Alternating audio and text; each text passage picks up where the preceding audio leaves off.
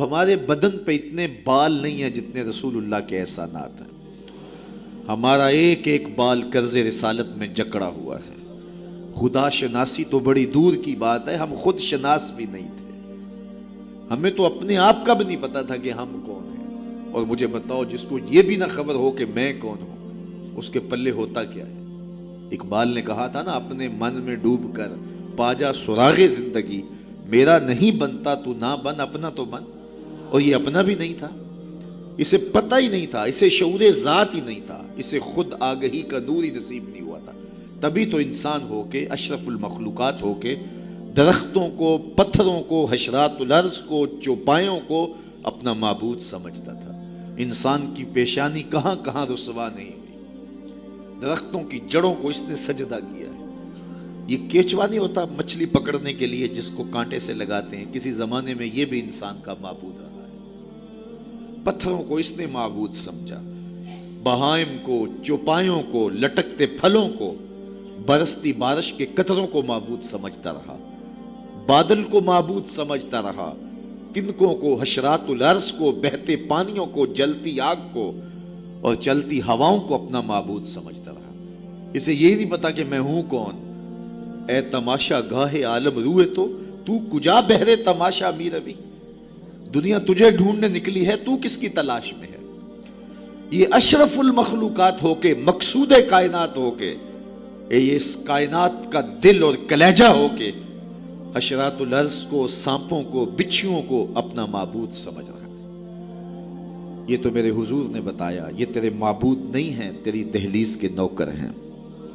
ان درختوں کو پوچھتا ہے، یہ تو تجھے چھاؤں فراہم کرنے کے لیے، آکسیجن دینے کے لیے، تیرے ایندھن کے کام آنے کے لیے، تیرے ذوق نظر کی تسکین کے لیے، تجھے پھل فراہم کرنے کے لیے پیدا کیے گئے ہیں۔ ان جانوروں کو پوچھتا ہے، یہ تو تیری سواری کے لیے، بار برداری کے لیے، تجھے دودھ اور گوشت کی ضروریات فراہم کرنے کے لیے پیدا کیے گئے۔ یہ چاند، سورج، ستارے، اجرام فلکیہ، یہ تیرے معبود کیسے ہو سکتے ہیں؟ یہ تو تیری راہوں میں روشنی اجالنے کے لیے پیدا کیے گئے۔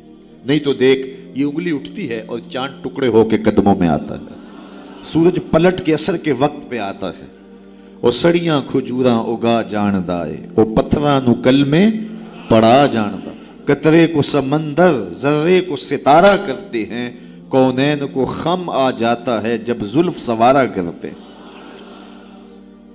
اب انسان کی آنکھ کھلی کہ میں کون ہوں، کہ یہ پوری کائنات۔ درختوں کو پوچھتا ہے، جا میں نہیں، تو ہی کہہ دے تمہیں اللہ کا رسول بلا رہا ہے۔ اللہ اکبر! درخت شاخوں کے بل اپنے آپ کو گھسیٹتے ہوئے سلامی دینے حاضر ہو جاتے۔ حضرت یعلا بن مرہ کہتے ہیں کہ ایک سفر سے واپسی تھی، راستے میں قیام ہوا تو حضور استراحت فرمانے لگے، تو میں حضور کے پہرے کے لیے کھڑا ہو گیا۔ دور صحرا میں ایک درخت تھا، وہ ہلنے لگا، پھر جڑوں سمیت اکھڑا اور شاخوں کے بل اپنے آپ کو گھسیٹتا ہوا میرے برابر آ کے کھڑا نہیں ہو جاتا۔ میرے لیے بڑی حیرت کی بات تھی، لیکن کوئی تھا نہیں کہ جس سے بات کروں۔ خیر تھوڑی دیر کے بعد وہ اپنی جگہ سے چلا اور جہاں سے اکھڑا تھا وہیں جا کے نصب ہو گیا۔ حضور بیدار ہوئے تو سلام عرض کرنے کے بعد میں نے پہلی بات یہی عرض کی، میں نے کہا حضور، وہ سامنے والا جو درخت ہے تھوڑی دیر قبل اپنی جگہ سے اکھڑا تھا، شاخوں کے بل اپنے آپ کو گھسیٹتا ہوا یہاں آیا، رکا، جھومتا رہا، پھر واپس چلا گیا۔ حضور نے حیرت کا اظہار نہیں کیا، میں تو سویا تھا، تفصیل سناؤ، کوئی آندھی آئی، کوئی جھکڑ آیا، کوئی طوفان آیا، کیسے اکھڑا؟ حضور مسکرا دیے اور فرمایا، ھذہ شجرۃ استاذنت ربھا، فرمایا یہ درخت ہے، اس نے رب سے اجازت مانگی تھی، مالک تیرا محبوب نیڑے آیا ہے، سلام نہ کر رہا ہوں، فاذن لھا، تو رب نے اس کو اجازت دے دی تھی، یہ مجھے سلامی پیش کرنے آیا تھا۔ تو پوری کائنات تو ان کے حسن کا طواف کرتی دکھائی دیتی ہے۔ وہ انگلی اٹھاتے ہیں، چاند کے ٹکڑے ہوتے ہیں، سورج پلٹ کے اثر کے وقت پہ آتا ہے، درخت کلمہ پڑھ رہے ہیں، کنکر بول کے گواہیاں دے رہے ہیں۔ اب انسان کی آنکھ کھلی کہ میں جن کو معبود سمجھتا تھا، یہ تو ہمارے گرد طواف کر رہے ہیں۔ اب اس کی آنکھ کھلی، اب شعور سنبھلا، اور اب وہ سمجھنے لگا کہ میں کون ہوں، اپنی حیثیت سے اب آگاہ ہوا۔ اللہ اکبر! بے خبر تو جوہر آئینہ ایام ہے، تو زمانے میں خدا کا آخری پیغام ہے۔ اسے اب اپنی ذات کا شعور ہونے لگا۔ خود سے ملاقات ہی تب ہوئی جب حضور تشریف لائے، تو راز کن فقاں ہے، اپنی آنکھوں پر آیا ہو جا، خودی کا رازداں ہو جا، خدا کا ترجمہ ہو جا، خودی میں ڈوب جا غافل، یہ سر زندگانی ہے، نکل کر حلقہ شام و سحر سے جاویداں ہو جا، مسافے زندگی میں سیرت فولاد پیدا کر، شبستان محبت میں حریر و پر نیا ہو جا، گزر جا بن کے سیل تند رو کو ہو بیاباں سے، گلستان راہ میں آئے تو جوئے نغمہ خواں ہو جا، تیرے علم و محبت کی نہیں ہے انتہا کوئی، نہیں ہے تجھ سے بڑھ کر ساز فطرت میں نوا کوئی، اسے اب پتہ چلا، اپنی ذات کی شناخت اب ہوئی، اللہ اکبر، کانپتا ہے دل تیرا اندیشہ طوفان سے کیا، نا خدا تو، بحر تو، کشتی بھی تو، ساحل بھی تو، دیکھ آ کر کوچائے چاکے گریباں میں کبھی، کیس تو، لیلا بھی تو، صحرا بھی تو، محمل بھی تو، وائے ناکامی کہ تو محتاج ساکی ہو گیا، میں بھی تو، مینا بھی تو، مستی بھی تو، حاصل بھی تو، آہ کس کی جستجو آوارہ رکھتی ہے تجھے، راہ تو، رہرو بھی تو، رہبر بھی تو، منزل بھی تو، بے خبر تو جوہر آئینہ ایام ہے، تو زمانے میں خدا کا آخری پیغام ہے۔ تو اب انسان کو اپنی ذات کا شعور ہوا، خدا شناسی تو بڑی دور کی بات ہے، میں کہتے ہیں انسان کی اپنی ملاقات اپنے آپ سے تب ہوئی جب حضور آئے، خودی کا شعور تب ملا جب حضور آئے، من سے آگہی تب ہوئی جب حضور آئے۔ تو اگر وہ تشریف فرما نہ ہوتے، خدا شناسی تو بڑی منزل ہے، انسان خود شناس بھی نہ ہوتا، اپنے ذات سے بھی آگاہ نہ ہوتا، انسان ہو کے انسانوں کے گلے چیر رہا تھا، سکا باپ اپنی بیٹی زندہ درگور کر کے فخر کرتا تھا کہ میں نے اپنی آبرو بچا لی، مائیں دنیا کی منڈیوں میں بکتی تھی، باپ کی توقیر کوئی نہیں تھی، اور یہ تو میرے حضور آئے جنہوں نے آ کے بتایا کہ بیٹی عزت کی جگہ پر ہے۔ آپ نے یہ حدیث بارہا سنی ہوگی، علماء کرام سے بارہا سنی ہوگی، لیکن ذرا اس کو اس پہلو میں دیکھو، جب بیٹیوں کو زندہ درگور کر کے باپ فخر کر رہا تھا، اس زمانے میں میرے حضور نے کہا میری بیٹی میرے جگر کا ٹکڑا ہے۔ یہ صرف کلمہ تحسین ہی نہیں ہے، یہ کلمہ جہاد ہے، اس دور میں جب بیٹیوں کو زندہ درگور کر کے باپ فخر کر رہا تھا۔ آج تو ہر شخص اپنی بیٹی کو قرار جان سمجھتا ہے، بیٹی کو آنکھوں کا نور سمجھتا ہے، نور نظر سمجھتا ہے، بیٹی کے جہیز کے لیے باپ اپنی ساری زندگی لگا دیتا ہے، پردیس کاٹ دیتا ہے، جوان بھائی فیکٹری میں اوور ٹائم لگاتا ہے، میں بہن کے ہاتھ بھی لے کر۔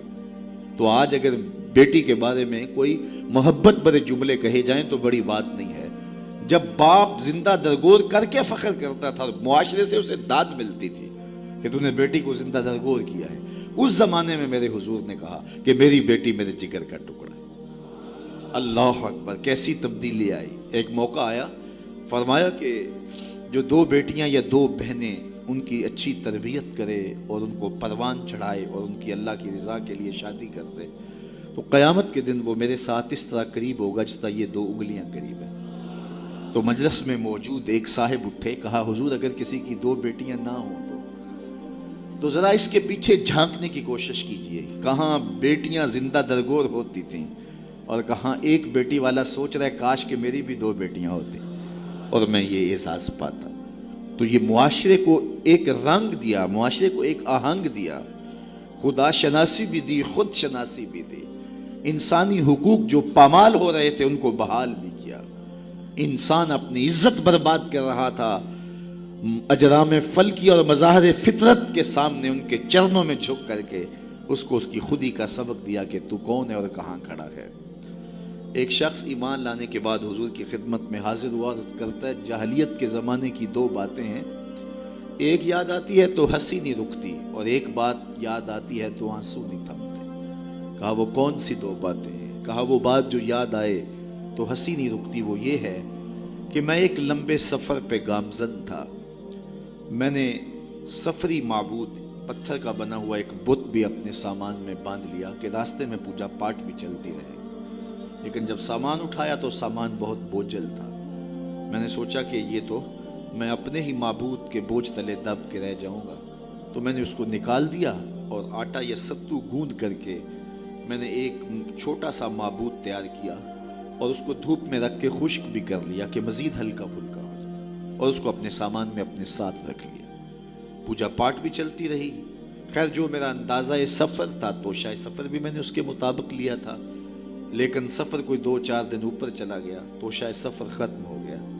एक आध दिन तो मैंने भूख काटी, लेकिन जब अंतड़ियों में बल पड़ने लगे और मुझसे गवारा ना हुआ तो मैंने थैले से अपने उस माबूद को निकाला जो आटे का बना हुआ था, उसको पत्थर पे रख के कूटा, फिर उसमें पानी डाला, फिर उसको गूंदा, फिर रोटी पकाई और फिर कहा मेरे माबूद अब काम नहीं आएगा तो कब आएगा, अब तो मेरी अंतड़ियों में बल पड़ रहे हैं। मुझे जाहलियत के ज़माने की वो याद आती है तो मुझे उस बुत की बेबसी पे हंसी आती है। कैसा बेबस माबूद था जो अपने पुजारी को इतना भी गुजारिश नहीं कर सकता था, मुझे पूजने वाले मेरे पे इतना तो तरस खा, अब मुझे दांतों तले चबा के तारीख मैदे में फेंकेगा, फिर गंदगी के ढेर पे डाल आएगा। आखिर मैं तेरा माबूद रहा हूँ, मेरे पर ये कयामत तो न तोड़। तो एक तो वो याद आती है बात तो मेरी हंसी नहीं रुकती, और जो दूसरी बात मुझे याद आती है तो मेरे आंसू नहीं थमते, और वो ये है कि मेरी बीवी उम्मीद से थी और मैं लंबे सफ़र पे गया। कई सालों के बाद वापस पलटा तो मेरे आंगन में बेटी खेल रही थी। मेरी बीवी ने इस डर से कि कहीं बेटी को देख करके ज़िंदा दरगोर न कर दे, उसके तोतले लहजे में मेरे लिए मोहब्बत डाल दी थी, और वो मुझे या आबाता हो कह के मुखातबा करती है और मेरी टांगों से चिमट जाती है। मैं सफाक था अंदर से और मुझे बड़ा गुस्सा आया। मैंने अपनी बीवी को घूरा कि एक तो तूने सांप को जन्म दिया है और दूसरा नखरे करती है, उसको बातें सिखाई हैं, और मौके की ताक में रहा। लेकिन उस बेटी के सीने में मेरे लिए उसकी माँ ने इतना प्यार डाल दिया था। बेटियां तो वैसे भी बाप से टूट के प्यार करती हैं, बेटियों की मोहब्बत तो मिसाली होती है। फिर माँ ने मेहनत की थी कि इसका बाप कोई इंतहाई कदम ना उठाए, तो उसके लिए उसके बाप के लिए बेपनाह मोहब्बतें डाल दी थी। कहते एक दिन मैंने मौका पाया और उस बेटी को उठाया और सहरा में ले गया। मेरा ख्याल ये था इससे आज जान छुड़ा लूं, और गड़ा खोदने लगा। कड़कती धूप थी, मेरे बदन पे पसीना नमूदार होता था। वो आगे बढ़ती और अपने दुपट्टे से मेरे माथे का पसीना पोंछती, लेकिन मेरा दिल फिर भी नरम ना हुआ। खैर जब मैंने गड़ा खोद लिया तो बाहर निकला तो मेरी बेटी ने सुख का सांस लिया कि मेरे बाप की मुशक्कत खत्म हुई, लेकिन वो नहीं जानती थी कि अगली मुशक्कत किसकी शुरू होने वाली है। मैं बाहर निकला, उसको जोर से उस गड़े में धक्का दे के ऊपर से मिट्टी अंढेलने लगा। वो नन्हे नन्हे हाथ जोड़ती रही, चीखती रही और मुझसे गुजारिशें करती रही कि ये क्या कर रहे हो, लेकिन मैं ऊपर मिट्टी अंढेलता रहा और उसकी चीखें उस रेत तले दब गई। आज जब इस्लाम लाया हूं तो उसकी चीखें मुझे सोने नहीं देती। अरब के रेगजारों में दबी हुई मासूम बच्चियों के सिसकते आंसू और उसकी रोती आंखें किसको पुकार रही थी। बेवाओं की चीखें फरियाद कर करके किसकी मुंतजिर थी। यतीम किसको ढूंढ रहे थे, किसके मुंतजिर थे। जमाना आंखें फर्श बिछाए हुए किसका इंतजार कर रहा था। वो जिसके नाम पर दाऊद ने नगमा सराई की, वो जिसके जिक्र पर शाह सुलेमान ने गदाई की। दिले यहिया में रह गए अरमां जिसकी ज़ियारत के, लबे ईसा पे आए वाज जिसकी शान रहमत के। जो बन के रोशनी फिर दीदाए याकूब में आया, जिसे यूसुफ ने अपने हुस्न की नए रंग में पाया। नदानम आंगुले खंदाचे रंगो बूदारत के मुर्गे हर चमने आरज़ुए उदारत। हर कोई मुंतजिर है, कोई हाथ फैला के कह रहा है रब्बना वबास फीहिम रसूला। मालिक आंखें बूढ़ी हो गई, अब उस रसूल को भेज भी दे। हजरत ईसा तो बोले मुबश्शिरम बिरसूल याति मिन बाद इस्मुहु अहमद। चलो नाम भी बताए जा रहा, उनका नाम अहमद होगा। जमाना मुंतजिर था, पूरी धरती इंतजार कर रही थी। बेवाओं की चीखें और यतीमों की आहें और मासूम बच्चियों के दबे हुए आंसू जब रेत से पुकार करते हुए अर्श इलाही को जुम्बश देने लगे तो अल्लाह को दुखी इंसानियत पे रहम आया। आमना की आगोश में मोहम्मद अरबी तशरीफ ले आए। नागहां साकिन हवाओं पर रवानी आ गई और चमन के पत्ते पत्ते पर जवानी आ गई। आज ज़ानुए अज़ल ने सुबह पे अंगड़ाई ली और मुस्करा कर एक किरण ने हाथ में शहनाई ली। मखज़ने असरार कुदरत के अमी पैदा हुए, गुल हुआ दुनिया में ख़त्मुल मुरसली पैदा हुए। एक बहार फैली ना, रबी वैसे भी अरबी में बहार को कहते हैं, रबीउल अव्वल आगाज़ बहार। कहा महबूब तू महबूब है और महबूबों को बहारें ही सजती हैं। جب گلیاں چٹخنے لگیں گی، غنچے مہکنے لگے گی، جب کائنات بہار بن جائے گی، جانے بہار بن کے تشریف لے آنا۔ تو ان کی جلوہ گری، ان کی تشریف آوری انسانیت پر اللہ کا بہت بڑا احسان، اسی لیے اس کو جتلایا اور کہا لَقَدْ مَنَّ اللَّهُ عَلَى الْمُؤْمِنِينَ إِذْ بَعَثَ فِيهِمْ رَسُولًا۔ تو یہ احسان عظیم ہمارے اوپر ہوا، اتنی بڑی نعمت، وہ نعمت عظمیٰ جس کے لیے نبی منتظر رہے، نبیوں کی ٹیمیں منتظر رہیں، اور ہم نے کوئی آرزو تو نہیں کی تھی، وہ تو منتیں مانتے رہے۔ بحیرہ راہب کہاں بیٹھا تھا، نستورہ کہاں بیٹھا تھا، کہاں کہاں منتظر ان کی راہوں میں لوگ بیٹھے تھے۔ شب ہجر کی سختیاں، کوئی اس سے جا کے پوچھے، تیری راہ تکتے تکتے جسے صبح ہو گئی ہے۔ زمانے منتظر رہے، صدیاں منتظر رہیں، لوگ راہوں میں بیٹھے رہے، ہم نے کوئی انتظار نہیں کیا۔ آنکھ کھلی، ہمارے والد صاحب مؤذن کو مسجد سے بلا لائے، انہوں نے کان میں آ کے کہا مبارک ہو، تو حضور کا غلام بن کے آ رہا ہے۔ شاہوں سے ملا ہے نہ تونگر سے ملا ہے، اللہ کا عرفان اسی در سے ملا ہے۔ اوروں کو ملا ہے تو مقدر سے ملا ہے، مجھ کو تو مقدر بھی تیرے در سے ملا ہے۔ تو یہ ہماری خوش بختی، ہماری فیروز بختی کہ ہمیں وہ محبوب نصیب ہوئے جس کے لیے زمانے تڑپتے رہے، ترستے رہے، منتظر رہے، آنکھیں بچھی رہیں، تمنائیں بیتاب رہیں، آرزویں مچلتی رہیں، لیکن وہ جانے بہار بن کے تشریف لے آئے۔ اب جب حضور تشریف لائے ہیں، پھر صحابہ نے تو حد کر دی نا، اپنا سب کچھ ان کے نام پہ لٹا دیا، کہا آپ کے دین کا جھنڈا لے کے اٹھیں گے اور دنیا کے آخری کنارے تک پہنچیں گے۔ پھر تابعین نے وہ جھنڈا تھاما، تبع تابعین نے وہ جھنڈا تھاما۔ اس شخص کی کہانی ہم نہیں بھول سکتے جو گھوڑے پہ بیٹھ کے اللہ کے نام کی دعوت دیتے ہوئے آگے بڑھا، آگے دلدل آ گئی، زمین ختم ہو گئی، تو گھوڑے کی باگیں کھینچ لیتا ہے اور کہتا ہے مالک میرے جذبے تو جوان تھے، تیری زمین ہی ختم ہو گئی۔ اس پہ اقبال نے کہا تھا دی اذانیں کبھی یورپ کے کلیساؤں میں، کبھی افریقہ کے تپتے صحراؤں میں، دشت و دشت دریا بھی نہ چھوڑے ہم نے، بحر ظلمات میں دوڑا دیے گھوڑے ہم نے۔ تو وہ ہمارے اسلاف تھے۔ آج میں اور آپ حضور کے میلاد میں آئے ہیں، ہم ایک لمحے کے لیے اپنے باطن میں اتریں، اپنے اندر اتریں اور سوچیں کیا ایک محفل سے حضور کی محبت کا حق ادا ہو جاتا ہے؟ کہ ایسے ہاتھ لہرانے سے حضور کا محبت کا حق ادا ہو جاتا ہے؟ کڑک دار نعرہ لگانے سے حضور کی محبت کا حق ادا ہو جاتا ہے؟ کیا لوگوں کو بلائیں، دعوت دیں، کھانے کھلائیں، بریانیاں کھلائیں تو کیا حضور کی محبت کا حق ادا ہو جاتا ہے؟ آئیے اگر حضور سے محبت کرتے ہیں تو سر سے لے کر پاؤں تک حضور کی غلامی کے رنگ میں رنگے جائیں۔ ہمارے استاد فرمایا کرتے تھے یہ نہ ہو کہ لوگ تمہیں پوچھیں تمہیں کون ہوتے ہو اور تمہیں بتانا پڑے کہ ہم مسلمان ہوتے ہیں، یہ دیکھو مذہب کے خانے میں اسلام لکھا ہے۔ فرماتے تھے صاحب کسی کو پوچھنا نہ پڑے، تجھے بتانا بھی نہ پڑے، تیری وضاقتہ، طرز زندگی، انداز معاشرت ایسا ہونا چاہیے تو دور سے آ رہا ہو، لوگ پہچان کے کہیں وہ دیکھو آقا کا غلام آ رہا ہے۔ نور آنکھوں میں تو چہروں پہ اجالے ہوں گے، مصطفیٰ والوں کے انداز نرالے، دنیا میں بھی ان کے دم سے مقدر چمکا، محشر میں بھی ان کی رحمت کے حوالے ہوں گے۔ تو یہ میری اور آپ کی فیروز بختی کہ ہمیں وہ رسول اور نبی نصیب ہوئے۔ تو آئیے اپنی زندگی کی ایک ایک سانس حضور کے نام کر دیں، جئیں تو حضور کے لیے، مریں تو حضور کے لیے، اور اپنی زندگی کو حضور کی راہوں میں نچھاور کر دیں، ان کے دین کا جھنڈا لے کر کے اٹھیں اور دین کے پیغام کو دنیا تک کے ایک ایک کونے تک پہنچانے کا عزم کریں۔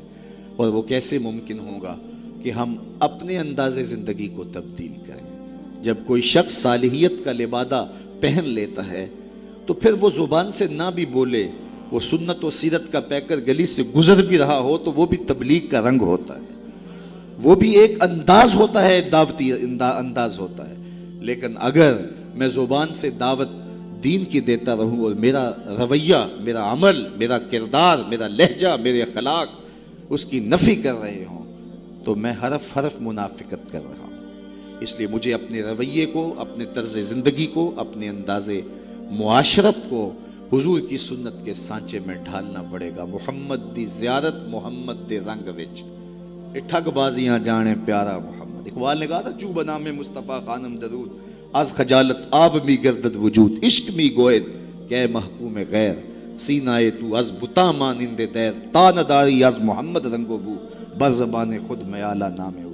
تو اس کو پنجابی میں جو ہے وہ قلم توڑ دیا، اللہ اکبر. یاری لا تو پاک نبی سنگ اے پر پوری یاری. ذرا دیکھیے شعر کا حسن دیکھیے, اٹھان دیکھیے. یاری لا تو پاک نبی سنگ اے پر پوری یاری, پھر درود قبول ہے تیرا لکھ نہ لو ایک واری. تو اپنے آپ کو ان کی محبت کے رنگ میں رنگ لو, اور پھر دیکھنا کہ حضور کی محبتیں اور رحمتیں کیسے برستی ہیں.